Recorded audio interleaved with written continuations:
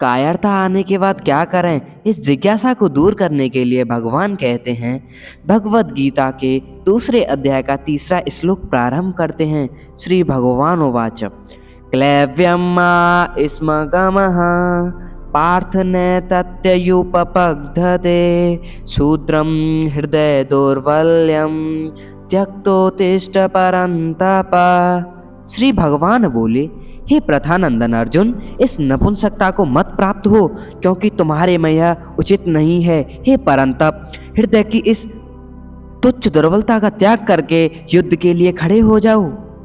पार्थ कहने का मतलब है माता कुंती के संदेश को याद दिलाकर अर्जुन के अंतःकरण में क्षत्रियोचित वीरता का भाव जागृत करने के लिए भगवान अर्जुन को पार्थ नाम से संबोधित करते हैं। तात्पर्य है कि अपने में कायरता लाकर तुम्हें माता की आज्ञा का उल्लंघन नहीं करना चाहिए। क्लैव्यं मा स्मः गमः। अर्जुन कायरता के कारण युद्ध करने में अधर्म और युद्ध न करने में धर्म मान रहे थे। अतः अर्जुन को चेताने के लिए भगवान कहते हैं, युद्ध न करना धर्म की बात नहीं है, यह तो नपुंसकता है, हिजड़ापन है। इसलिए तुम इस नपुंसकता को छोड़ दो। नैतत्तयुपपद्यते, तुम्हारे में यह हिजड़ापन नहीं आना चाहिए था, क्योंकि तुम कुंती जैसी वीर छत्राणी माता के पुत्र हो और स्वयं भी सूरवीर हो। तात्पर्य है कि तुम जन्म से और अपनी प्रकृति से भी नपुंसकता तुम्हारे में सर्वथा अनुचित है। परंतप, तुम स्वयं परंतप हो, अर्थात शत्रुओं को तपाने वाले हो, भगाने वाले हो। तो क्या तुम इस समय युद्ध से विमुख होकर अपने शत्रुओं को हर्षित करोगे? शूद्रम हृदय दौर्बल्यम त्यक्तोत्तिष्ठ। यहाँ शूद्रम पद के अंतर्गत दो अर्थ होते हैं।